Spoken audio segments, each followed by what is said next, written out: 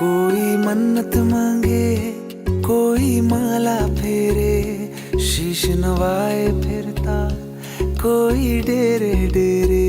मेरे सर पे आसमां सा बाबा तेरा हाथ, मेरे लिए तो सबसे पहले मेरे भोलेनाथ।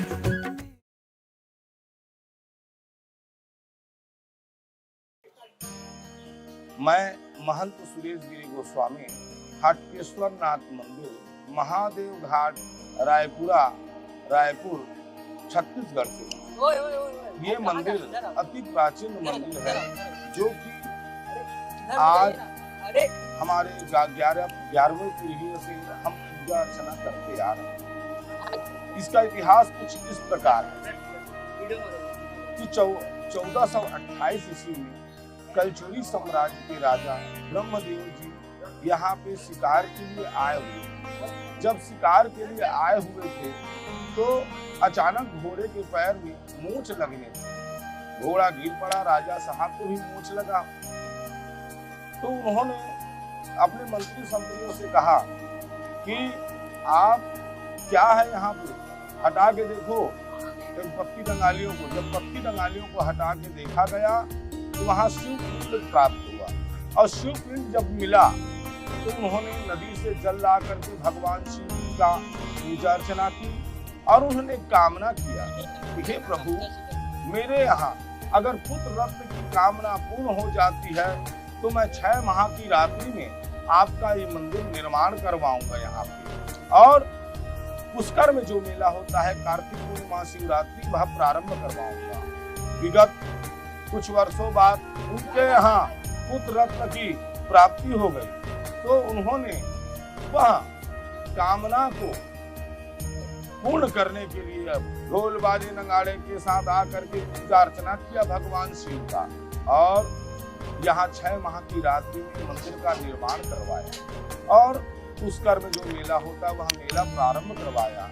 वह प्रथा आज तक 1428 ईस्वी से 650 साल से लोग इस प्रथा को मान रहे हैं। और यही नहीं, श्रीमद् भागवत के 5वें स्कंद पर यह कहा गया है कि 16वें नंबर श्लोक में भगवान हटकेश्वर नाथ का उद्गम सूतल लोक से हुआ है और सूतल लोक से होने के कारण में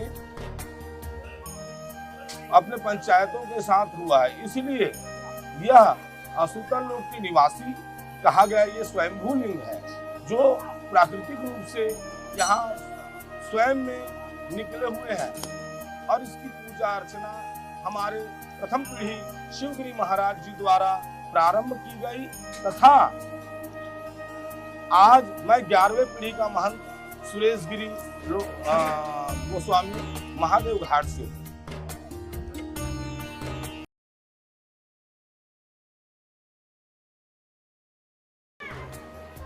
जैसा कि महादेव घाट में लक्ष्मण झूला का निर्माण किया गया है जिससे कि बाहर से भी लोग यहाँ पे आते हैं घूमने के लिए लक्ष्मण झूला में और मंदिर में भी आते हैं।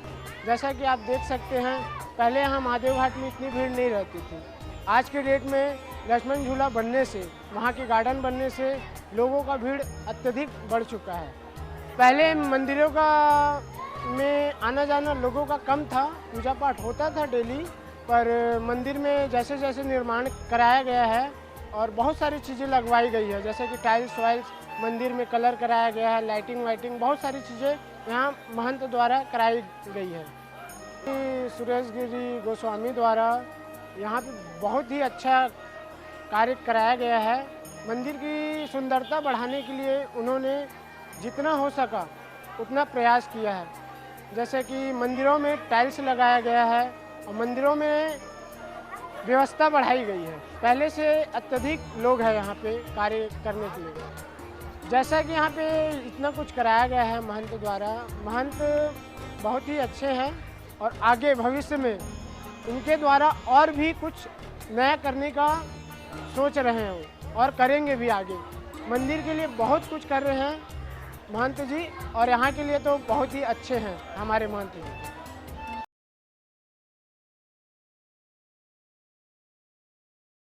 आज देखिए इतना सुंदर बाबा भोलेनाथ का दरबार है, जहाँ पे खारून नदी बह रही है। इस खारून नदी का श्रीमद् भागवत में द्वापर युग में इसका नाम था हाटकी नामक नदी, जो श्लोक के आधार पर ये कहा गया है, संध्या काल जब बेला होती है तो सूर्य इस नदी को अवलंबित करती है, तो एक स्वर्ण के समान चमकता है।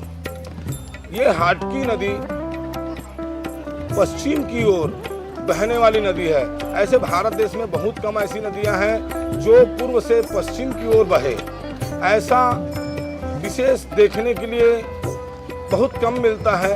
ये बड़ा शुभ संकेत होता है। भगवान के पिछले भाग में ही ये नदी स्थापित है। तथा ये देखिए अग्निकोण में जो है, अग्निकोण में यहाँ चिता जलती है, जो बाबा हटकेश्वर नाथ की कृपा से यहाँ जितने भी मृतक आते हैं उनकी दाह संस्कार का व्यवस्था शासन द्वारा अग्निकोण में किया गया है। और यहाँ मुख्य द्वार जो भगवान शिव जी को प्रवेश द्वार जो होता है वो पूर्व दिशा से है। एक दक्षिण द्वार है। दक्षिण द्वार जो महादेव घाट के नाम से प्राचीन काल में प्रचलित था, तो घाट से लगा हुआ जो दक्षिण द्वार था उसे महादेव घाट कहा जाता था। आज इस महादेव घाट के द्वारों को देखो, दक्षिण पूर्व की ओर है और इसके वायव्य कोण में वन विभाग का वृक्ष लगा हुआ है। ये वास्तु विधि से बड़ा ही विशेष फलदायी माना जाता है। और यहाँ की शमशान के बारे में कहा जाए तो ये तो जब से मैं बचपन से देख रहा हूँ, कभी खाली नहीं जाता। और खाली नहीं जाने के कारण इस शमशान को कहा जाता है अखंड है, ये जागृत शमशान है ये।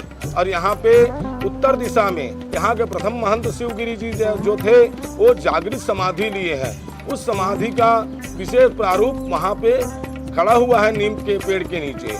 और यहाँ 1428 ईस्वी से शिवगिरी महंत जी द्वारा जो है प्रज्वलित धुनी जो है विशेष रूप से जल रहा है, जिसमें लकड़ियां डाल करके उसको सुरक्षित रखी जाती है। उसमें समय समय पे पूजा अर्चना हवन यज्ञ किया जाता है, जिससे स्थान की ऊर्जा बनी रहे और शक्ति प्रवाहित होती रहे, ऐसी व्यवस्था की गई है।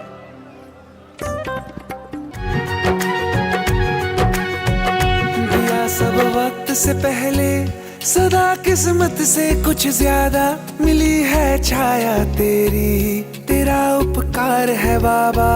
दिया सब वक्त से पहले सदा किस्मत से कुछ ज्यादा मिली है छाया तेरी, तेरा उपकार है बाबा। तेरे सर पे झुकते हैं बस किस्मत वाले माथ, मेरे लिए तो सबसे पहले मेरे भोलेनाथ।